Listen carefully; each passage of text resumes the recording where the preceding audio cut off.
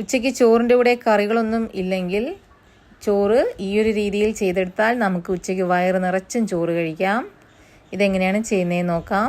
ഇതിനായി ഒരു 15 കഷ്ണം അളവിൽ ചെറിയ ഉള്ളി നീളത്തിൽ ചെറുതായി അരിഞ്ഞതെടുത്ത് വെച്ചിട്ടുണ്ട്.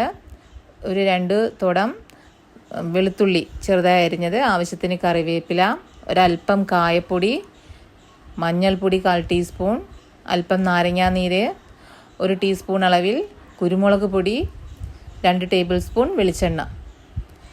ഇനി ഒരു പാൻ വെച്ച് പാൻ ചൂടായി കഴിയുമ്പോൾ നമുക്ക് അതിലേക്ക് വെളിച്ചെണ്ണ ചേർത്ത് കൊടുക്കാം.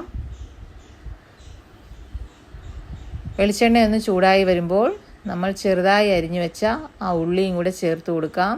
വെളുത്തുള്ളിയും ചേർക്കാം. ഒരല്പം ഉപ്പും കൂടെ നമുക്ക് ചേർക്കാം.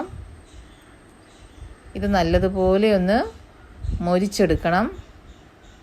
ഇതിൻ്റെ കളറെല്ലാം മാറി നല്ല ബ്രൗൺ കളറാകണം. ഇപ്പോൾ ഇതായി വന്നിട്ടുണ്ട്. ഇനി അതിലേക്ക് എടുത്തു വെച്ചേക്കുന്ന കറിവേപ്പില കൂടുതൽ ചേർക്കുന്നത് നല്ലതാണ്. അതും കൂടെ ചേർത്ത് ഇതെല്ലാം കൂടി ഒന്ന് ഫ്രൈ ആക്കി എടുക്കാം. ഇതിപ്പോൾ ആയി വന്നിട്ടുണ്ട്. ഇനി തീ ഓഫ് ചെയ്യാം. ഇനി അതിലേക്ക് 1/4 ടീസ്പൂൺ അളവിൽ മഞ്ഞൾപ്പൊടിയും കുരുമുളക് പൊടി, ഒരല്പം കായപ്പൊടി ഇതും കൂടെ ചേർക്കാം. ഇതെല്ലാം കൂടി ഒന്ന് നല്ലതുപോലെ ഇളക്കി എടുക്കാം. ഇതൊന്ന് നമുക്ക് ഒന്ന് പൊടിച്ചെടുക്കണം. ഇനി അടുത്തതായിട്ട് നമുക്ക്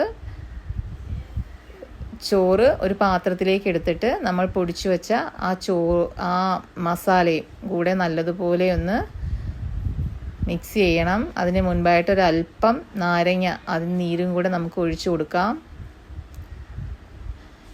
എല്ലാം കൂടെ നല്ലതുപോലെ ഒന്ന് പുരട്ടിയെടുക്കാം.